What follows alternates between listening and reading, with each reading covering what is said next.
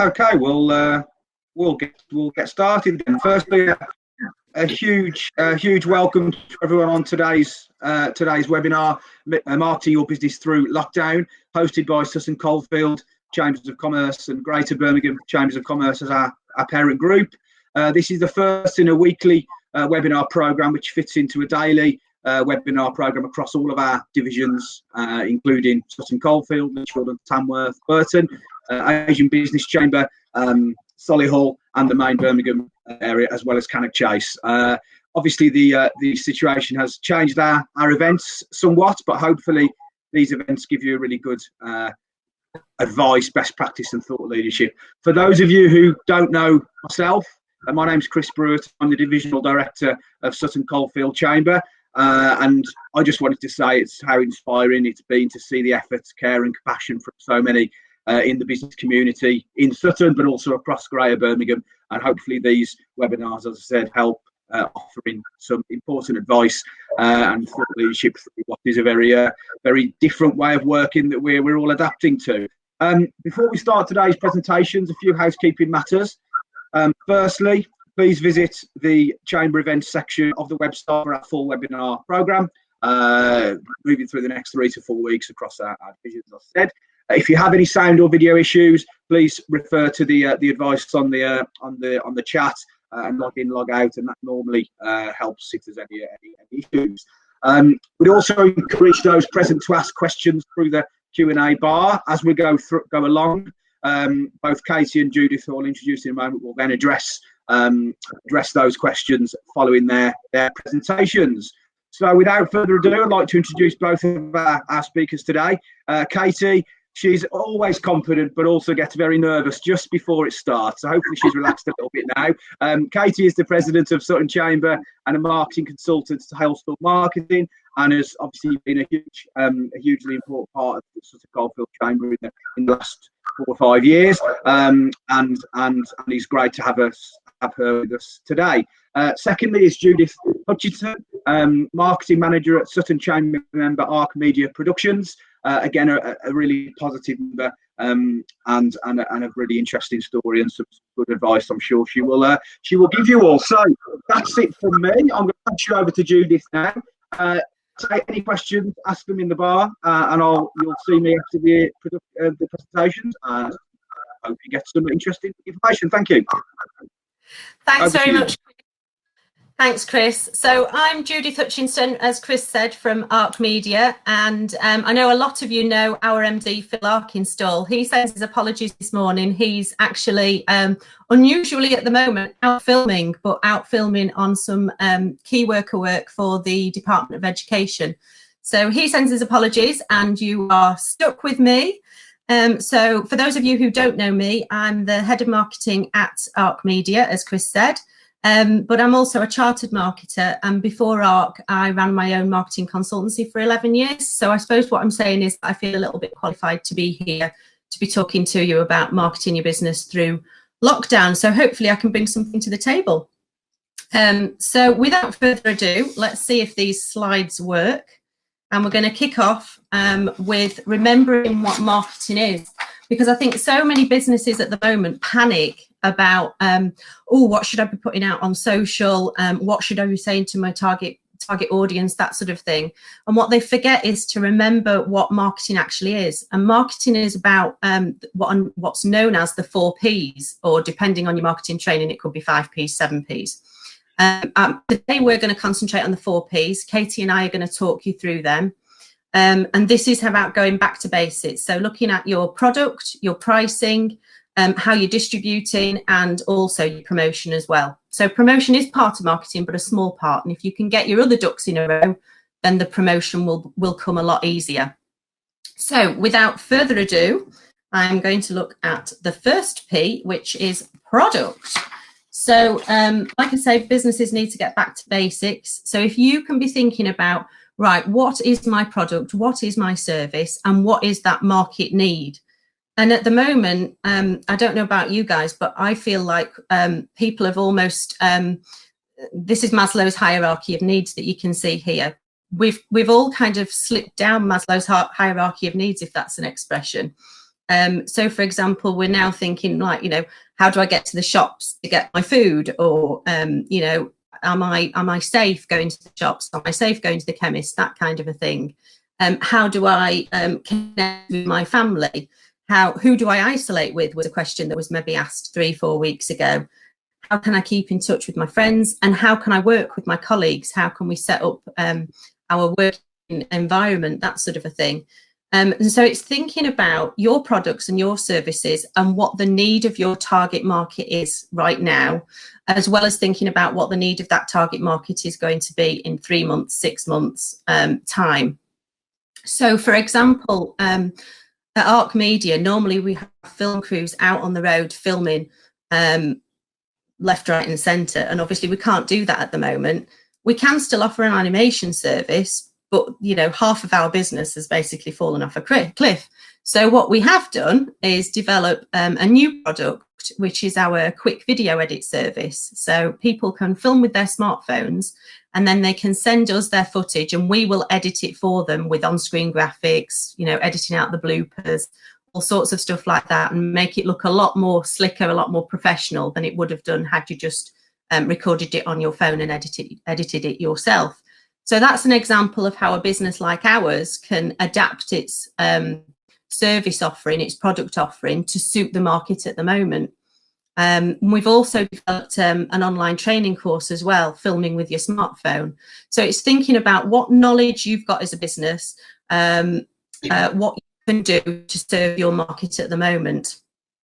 And feel free to ask questions. We can answer them, at the end as well. So the next P is price. Let me see if I can get this slide up. There we go. And this, I've got a really good example from a supermarket in Scandinavia. So it's thinking about how you can use pricing strategically in your business at the moment. So this supermarket in Scandinavia, they didn't want to ration, but they wanted to encourage people to shop responsibly. So they were selling hand sanitizer for roughly about £3 a bottle. And they didn't want people to buy more than one bottle. So they said, right, you can have your first bottle for £3, but your second bottle is going to cost you £120. So this is brilliant marketing, in my opinion, because they are strategically using pricing to discourage people from buying a second bottle. And I think as well, it's thinking about how you can, within your business, use pricing strategically. Is there an offer you can put out at the moment? Do you want to put an offer out at the moment? Is there something that you would like to give free that's almost at the top of your funnel, if you like, that will help turn people into clients longer term? And I think as well, as businesses, we need to understand that making money at the moment is okay. The world needs us to be making money as businesses. So it's almost being strategic with your pricing and getting back to basics that way. And I'm going to pass to Katie now to talk about the next P. Good morning, everybody. So my P is place. And what we mean by place is where you're selling your products and your services, which for most of us has changed over the last couple of weeks. You may well have relied on a shop front, on face-to-face sales, and now you've got to start thinking about how you can promote and push your products online. So this is completely turned on our heads, and this is all part of that digital revolution that we've been going through for the last sort of 15 years. We've seen some great examples of how people have taken their products online. But, some people don't have e-commerce. Some people don't have the facility to be able to promote, to be able to logistically sell their products online. So it's about thinking creatively how they can push that out. So we've got obviously lots of garden centres locally that are now trying to deliver their products rather than relying on people coming into store and picking. I noticed that actually one of the photographers that I use quite a lot, she's obviously her business stopped overnight. She relies heavily on events and people going to her studio to be photographed. And what she started to do is look at her private collection of photos, which are fantastic, and make them into prints. So she's converted her website within, I think, 2 days to ensure that she can sell these prints online. So thinking again quite creatively, but using her contacts and her network to get that set up quite quickly, because it's not something she could do herself. We also saw a farmers market last weekend, a regular farmers market that used Facebook to run that market virtually, which you'd think would be fairly impossible, but it gave everybody the opportunity to have a shout out on the venue Facebook page to say what they were selling and what price they were selling it at, and that it could be delivered. I mean, obviously they wouldn't be selling at the normal volumes, but this keeps people front of mind and it keeps you visible. So place is about where you're selling your products and thinking about how you can then get them out digitally. Oh, I hope so everyone can still hear me. There's a little alert come up. Let me know on the chat if you're struggling to hear. Right, so on to the next one, which is the bit that everyone's kind of panicking about, and which is the most logical part of marketing, really, the promotion. So this is obviously your, excuse me a second. So this is your PR, adverts, your promotion. People, I think Judy had a nod to at the beginning, that this is automatically what people think of when they think of marketing. It's not all about promotion. And I think, again, Judy mentioned that as long as you have everything else in order, as long as you have your product right, your price right, your strategy of price, your place right, the promotions should feel quite natural and it should feel like the right thing to do. Looking at your online channels, which may be new to you, but if you get those other three things right, this will be completely normal now, and it's about adding value. So back over to you, Judy. Okay, so the next slide I've got here, this was something I came across. I was sat in on a webinar with Mark Ritson, who is a marketing professor in Australia, who I respect quite a lot. And it's just a really interesting point, I think, because at the moment people are so focused on the changes that are happening, and things seem to be changing so quickly that it feels like it's quite a struggle to keep up. And this really struck a chord with me. Because he said what's going to change in the next 10 years is a question that he often gets asked. And actually, a question that is not very often asked is what's not going to change in the next 10 years. And he thinks the second question is actually more important out of the two, because obviously you can build a business strategy around the things that are stable at the time. So it would be my advice to businesses to think, right, what's going to be the same in a week's time? What's going to be the same in a month's time? What's going to be the same in 3 months' time? And then try and think of different sort of strategic scenarios that you can base your strategy around, and start planning for those different scenarios. But I found it quite comforting to think, do you know what? There are things that are going to be the same. The world isn't going to completely change overnight. And I also quite liked the quote from Bill Bernanke as well, who said, it took millions of years for man's instincts to develop. It will take millions more for them to even vary. So it's almost thinking, do you know what? There are things that are going to stay the same. We don't need to be so worried, scared, whatever the right word is, of change. Yes, it will come, but there will also be things that stay the same that we can base strategic thought around. So we've now got some questions that Katie and I have been asked over the last few weeks. And we're going to go through these questions one by one, and then go through your questions as well. So the first question that Katie's going to answer is, if I market my business now, does it look insensitive to the current situation? Thanks, Judith. This is a question that I've been asked quite a few times, actually. And I think people are quite cautious, and rightly so. I think if you were to crack on with your original marketing, your original comms plan, and just plough through and continue to sell, I'm not sure it wouldn't feel right. It would feel quite corporate and insensitive and maybe impersonal. But I think what you've got to do is keep marketing and keep visible. It's really important not to feel you must feel guilty about trying to put your business out there and remaining visible through these times. The economy needs it. We need your business to still be here at the other end of this. And it's looking at how you add value rather than just marketing what you've always marketed, and think about how you can add a bit more personality to your comms. Judith and I were preparing for the call, and she gave me a lovely example of how she had an email from a clothing manufacturer. I hope you don't mind me sharing, Judith. No. Just to say, we already had this email ready to come out to you. I hope you don't mind. It was ready to be sent. I'm sure you still want to look lovely while you're at home. Here's some nice clothes for you to buy. And it's having that personal element and building trust with your customers, that you actually are still around and you're still there. You haven't gone anywhere. They want to hear from you. So please don't think it's insensitive. It's important that you continue to market, but maybe with fresh eyes. Talk to your network, talk to directors, talk to your team. If you work on your own, if you're a sole trader, talk to people about how that might look when it comes to the other end. And people are very willing to help at the moment, so use that. Okay, so the next question we have. Before we go to the next question, Katie, I'm just going to address, I think Julie Scott's written a comment here about disagree on the pricing slightly, don't offer your normal products cheap as you'll never claw that back further down the line. I agree with you, Julie.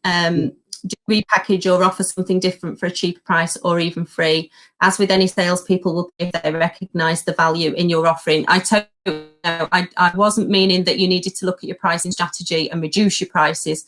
I think it's a really fair point, and I think as well we as businesses shouldn't be afraid of making a profit at all at the moment. The world needs us to make a profit, and absolutely we shouldn't be cheapening our offering. Pricing is very psychological, and the example I gave with the supermarket, they were obviously using a pricing strategy to really discourage sales on the second bottle of hand sanitizer. So it's almost thinking about how your pricing can link strategically with your brand. Obviously, if you're a high-end brand, you can't be selling your products at cheap prices.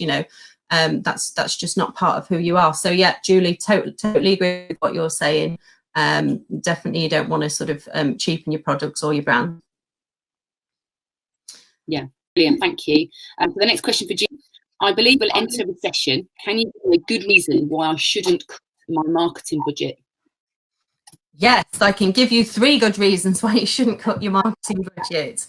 I think I agree. I think I think there's going to be a global recession. There might be a little bit of euphoria maybe when we come out of lockdown.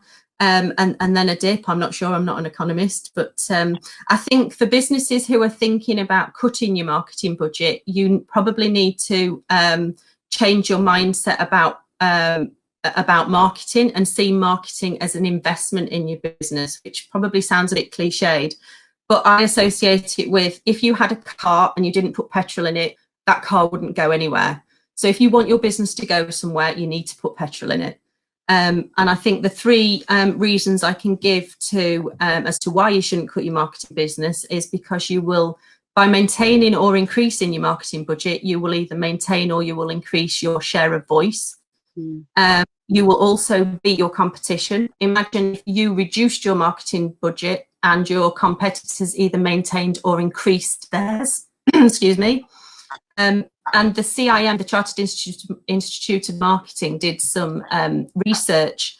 Businesses who market in a recession recover 80% stronger than those who do not market in a recession, if they recover at all. So I think there are 3 very, very good reasons. There are lots more, but there are 3 really good reasons there as to why you shouldn't cut your marketing budget in a recession.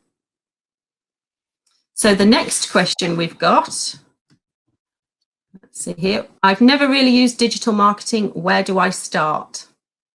Thanks, Judith.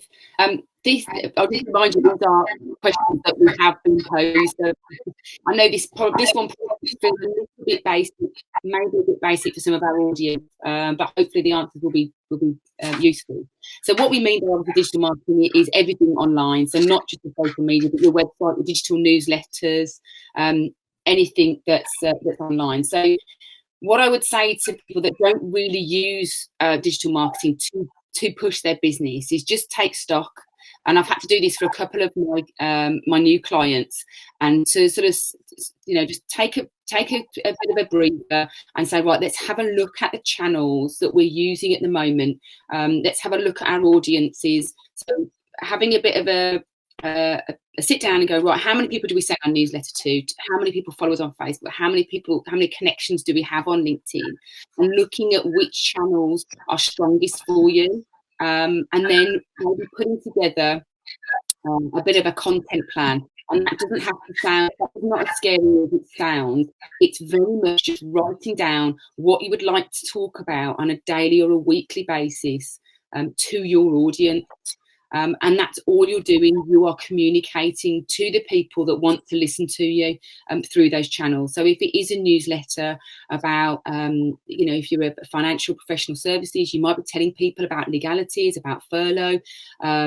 It might be that you're updating people on some new sort of budget information. And people want to hear this from you. You are the expert in your field. So use your digital channels to get those messages across. So where do you start? Audit what you have at the moment, and it is important actually to search, because as I've found with a couple of my clients, we've done a bit of a search on channels, and there's some hidden channels that have been set up by different people in the business over the years, and they're still there. And actually, some of those channels have quite big audiences, so we've reignited those and used those as opportunities to take their products and their services out to their fan base. So content plan, do an audit and do a plan, and start talking. Don't overthink it. So next question for Judith. Can you give me some examples of businesses who are marketing really well in the lockdown? So I've picked a few here. I quite like what Uber are doing at the moment. I don't agree with everything that Uber have done, but they've got some really good ads out at the moment, basically encouraging folk to stay at home, which is obviously the complete opposite of what Uber normally want their target market to do. But they've got ads out saying, please stay at home so that we can help the people that really need to be helped, i.e. the key workers that need to get to work or wherever. Brewdog as well, obviously they've pivoted and they're making hand sanitizers, and Bowden, Katie mentioned earlier that I had an email from Bowden. I'm on their e-newsletter list, and they're basically questions: is this insensitive? But we'd already manufactured the clothes, we'd already taken the photos, and so we thought you might like to see this, and they'd humanized it. It was just really, really good copy. And it was how they were sort of coming across as they understood what was happening, but at the same time that they wanted to share this with their target audience. And I know, Katie, when we were talking about this, Katie mentioned Burberry and G-Tech. Well, Katie, do you want to talk everybody through Burberry and G-Tech? Yeah, of course. So G-Tech are in that... They're in the manufacturing industry, local to us, obviously Worcester, so we're quite proud of them being on our doorstep. But I think them and Dyson have taken up the challenge of manufacturing respirators in there, and the design behind the respirators, and then putting that design out for anybody to use and not having a copyright on it. So aligning themselves with the very best cause at the moment and having the very best purpose. And I'm sure they haven't done this for marketing, of course, but I think that's the message here, is that do the right thing, align yourselves with the right purpose, and have the right messages, and everything else follows and falls into place. And we're all going to remember that brand for continuing to actually keep their workforce in play. I saw some fantastic tweets from NHS staff, their new PPE equipment, and it was a beautiful Burberry and Barber wrapping. So these guys, clothing manufacturers, again, have turned their manufacturing site into producing PPE, but rather than just sending it out in bulk, they've actually sent it out in, you know, in their own wrapping. And again, just fantastic for the staff. Bit of a morale boost. I'd certainly like to receive a Burberry PPE. And I can see here, James in the comments has put, James Ellis has put, a local gin company near me donated alcohol gel to their local maternity ward, which I thought was great. Fantastic. I mean, these things, just these brands now that are keeping on our radar, are keeping visible, but also what fantastic things that they're doing, because they could quite easily shut their doors, furlough their staff, keep their heads down and hope to just come out of the other side alive. And they're not. They're actually trying to do something. So I think it's really commendable. Is that one, that slide? Yeah, so shall we move on to the next question? So I've been doing lots for free, but that doesn't pay the bills. I'm worried this will become an expectation. Yeah, this touches on Judith's question earlier, actually, which was a really, really good one. I'm seeing a lot of people offering free services, free consultations, free audits, and that's great. And I think you can easily fall into that trap if you're not careful. The idea here is that you are obviously trying to help people keep their businesses moving, keep their businesses going, but you are building your audience and you are staying visible.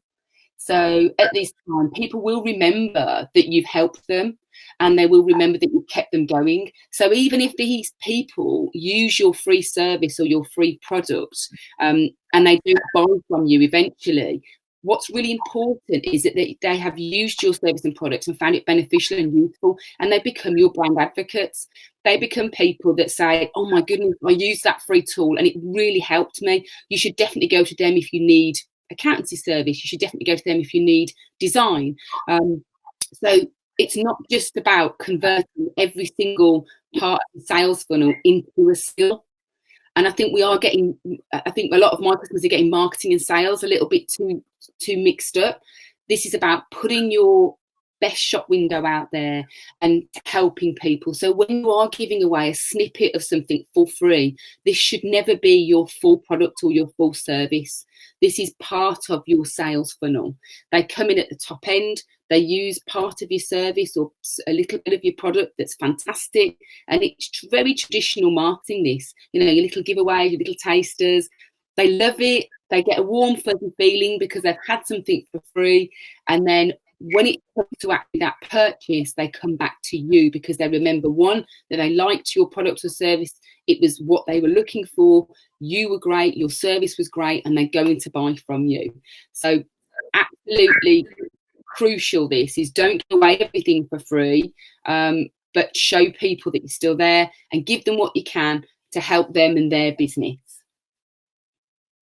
Lovely. Totally agree. Yeah. And so, with that in mind, this week, Ark Media are offering all of our clients free training, our online filming with your smartphone course, and I'd like to extend that offer to everybody who's listening to this webinar today. If you would like to get that online course, feel free to email me. I can send you the links. So I would welcome any questions now in the comments. So all people have got to do to get free training is to email yourself, Judy. Is that right? Yeah, email me and I can send the link to the free training so that you're not for it. Yeah, absolutely.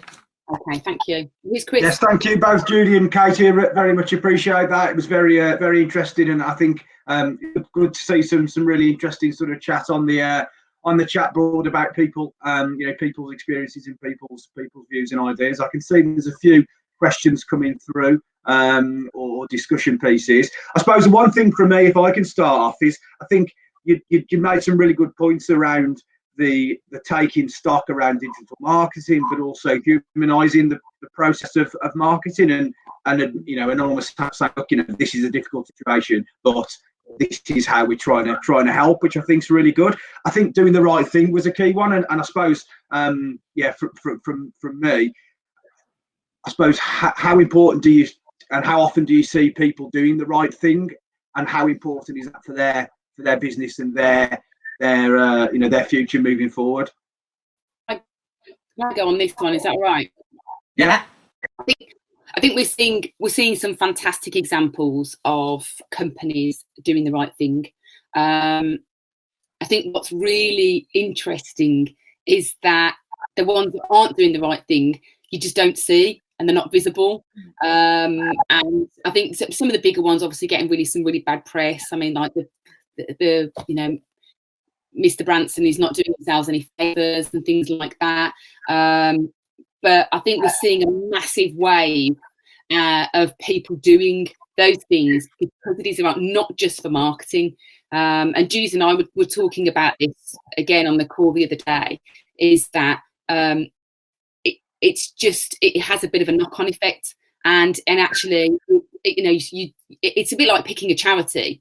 You pick a charity to support, you might not be able to raise thousands and thousands of pounds for that charity, but by talking about them and supporting them with your business, what you're doing is giving them awareness, but then you're also incentivizing other people to pick a charity and to do the right thing and to do the same thing as you. And again, I have this conversation with a lot of my clients. The charity work that they do, they kind of want to keep it quiet, and they want to go, well, we just want to do the right thing. We just want to do that, keep it. We don't want to show off about it. It doesn't feel right. But actually, by sharing those charity things that you do, you're incentivizing other people to do that, and that's what the charities need. They need that drive.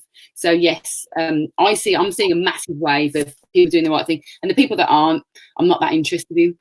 I think there was a really good example, and Julie Scott's on this seminar, and mentioned about Doug Wright at McDonald's in Sutton, Litchfield and Tamworth, and he did a video recently about how he managed to sort of look after a lot of his staff, in an industry that he could probably very easily have obviously having to close his restaurants, could have just left them all for it and said, come back in 3 months. But I think Julie, who obviously isn't involved in the business but had seen the video, mentioned that from a brand advocate point of view, to have all those people go away to their families and their friends and say, we've been looked after here, that's a great way to market your business. You're actually not necessarily talking about your product, it's that awareness, isn't it, and that advocacy, I think, which is a good thing. And if you don't mind me saying, just to give the chamber a little shout out, people that are not members of the chamber have been able to access any of the resources that you guys have put out. I know you've got a team running at the moment that if people want to be a part of what's happening, because at the moment I think people need a community, they need something to be connected to, they need a way to talk to others and feel like they're not on their own, and the chamber's a great resource for that. And I know I found it an absolute godsend. So I believe, and you'll put me right if I'm not right, but you've got to join the chamber and be a part of it, and delay sort of payments of things that are a bit for your business stuff. Yeah. So again, I think again, from the chamber's point of view, we've it's about doing the right thing, and that's something that Paul has made. Our chief exec's made a big point of is doing the right thing by our current members, by our new members, or by any business, whether they're there or not. And I think that's an underlying point. I suppose moving on from the question to the question for Judith, how do you find in your role, as a video production business, how has that changed, and how do you see that perhaps changing as we go through the months? You mentioned about animation, but you mentioned that Phil was out filming today. So have you got a 2 meter long camera lens? Is that the way to do it, to try and still do that? So the filming today is socially distanced. There is only Phil, and he's because it's for the Department for Education and it's to do with filming with key workers.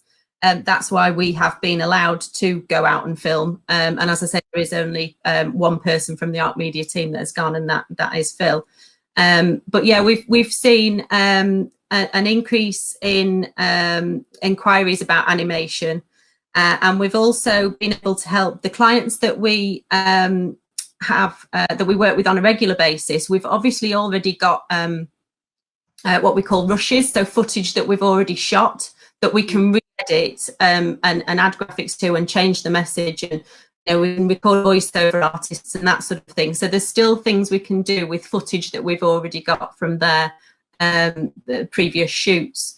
So yeah, I would say animation and previous footage that we've already got, and then obviously we've launched the quick edit service, which is something where people can record with their smartphone at home, and then we will edit it for them. So yeah, that's it. It's lockdown's a challenge for us because we can't send film crews out, but it's a challenge for everybody. I think that's a useful point as well, is for people to continue to use their what they've done previously as and when they can, and talk about what they've done before. And I think that's something that I've always spoke to businesses about, is, much like the Chamber, we're not necessarily wanting to, it's not about creating new things, it's talking about what you've already done or are doing. And I think that's an interesting one to look at as well, isn't it? It's a really good time, Chris. That's a fantastic point. It's a very, very good time to revisit your case studies, testimonials, people that have used you in the past. So many people's websites are out of date because they are so busy with their day-to-day. They're so busy delivering. If one thing that this gives you, this lockdown gives you, is a little bit of time, take that time to reposition and have fresh eyes on your website and your comms, and update those case studies, talk to people, reconnect with your current customers. And that's a great way of marketing your business, is just to keep in contact with people that are maybe struggling as well, and get all that up to date and fresh. And remember, while people are on furlough, they can train. So if you want someone to gem up on their social media, or you haven't got anyone in the business that's really quite natural at the social media, get them on some courses. Yeah, absolutely. Now, just looking at the comments there as well, a good two good comments from Anita Ellis at YMCA Sutton Coldfield about repurposing your content. Obviously, most of us will have heard about, or some of us will have heard about the Sleep Easy and the rough sleeping event that Sutton YMCA repurposed, which worked really, really well. And I think it was a great example. And again, I am making a good point as well to say, encouraging people now to go away from these discussions and actually take action. Yeah, absolutely. I'm just looking at those. Oh, the Facebook and Instagram courses. Dennis, yeah. Dennis, what I will do. Oh, is that question gone? I'm going to have a look at some courses for you, because off the top of my head, I wouldn't be able to say to you direct, because there's so many, and it's so easy to get on the wrong thing for the wrong, wrong business. So let me have a chat with Judith, and we'll add it to the notes. Any good courses? There's a couple of people in my network, and probably Judith's as well, that are offering good courses at the moment. So I'll pop that out to you. Yeah, thanks, Dennis. And there's James Ellis explaining that he's got some training and opportunities then. So that's perhaps one for you to follow up on, which is great. We'll just say, I know there's a few more typing coming in, which is great. It's good to see people discussing and talking and sharing some contact details. That's what it's all about. And I think this is slightly different to our usual events, but it's good to see people are talking and getting involved. Absolutely. I would like to plug our social media and Twitter Chamber Chats at this point. So Chamber Chat is a way for businesses to talk on Twitter for an hour each day for Greater Birmingham, but on a weekly basis for different chambers. So I will forward that in the information as well. But again, another way, much like this, is to talk about some of the things that people are doing and share best practice and get to know people. Chris, if you're just going back to one of the earlier questions, if you're new to Twitter and you just find it all a little bit of wizardry, the Chamber Chat is a really nice, easy way to ebb into it. So it's 11 o'clock. Is that the Sutton one is 11 o'clock every day. So all you've got to do is set up your account, and you know what? Just watch if you're not sure. Oh God, that's awful, isn't it? So yeah, jump on the Chamber Chat 11 o'clock every day and just watch and listen, and then just put your own little tweet out about what you're doing as a business, and that's it. It's as simple as that, and just make a start. Don't overthink it. Just jump on and have a look. Yeah, I'm just putting the time to the different Chamber Chats up. So, and it's well done, Julie. Yes, it's Lichfield and Tamworth Chamber Chat today at 2 o'clock. We've also got the Sutton Chamber chat on a Monday at 2 p.m. as well.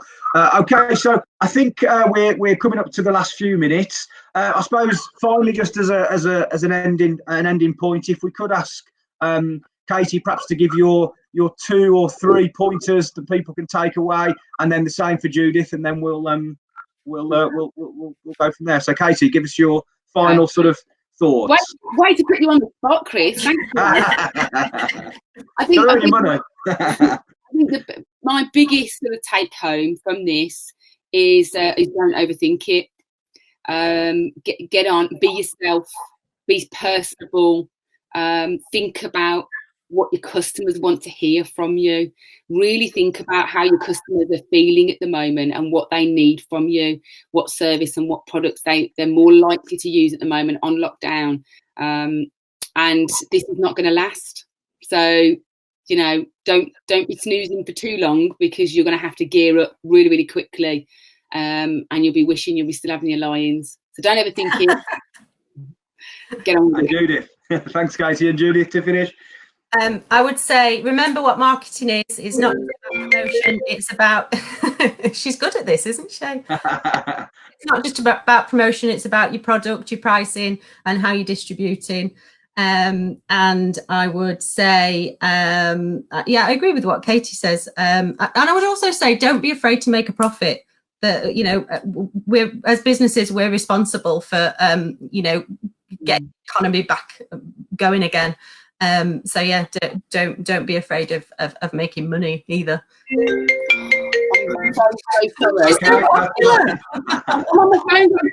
I'm so sorry. It's coming from my computer. I really am sorry, everybody. No, thanks all, and thanks. I really appreciate Judith and Katie's involvement today. It's been great to see so many comments on the chat wall. Really, people getting involved and talking, and that's again what the Chamber really stands for, and what we've really want to encourage as we go forward.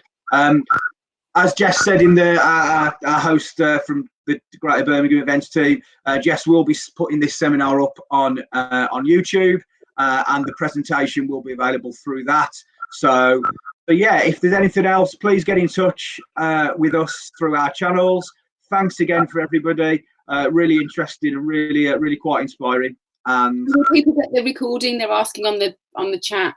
Will they be sent out, Chris? Yeah, so it'll be on YouTube. So all the webinars are hosted on our YouTube channel in the next few days. So okay, they'll be able to watch it back and sort of take on those questions and look through those questions. And we'll yeah, as Jess has said, we'll send the link over once it's all live. So okay, we're right inside the time. That's good. Thanks so much, Katie and Judith. We'll speak again. Yeah, thanks for the beard comment, Mark. Yeah, thank you. And and we'll speak again soon. Thank you, everybody. Thanks, guys. Bye. Take care. Thank you.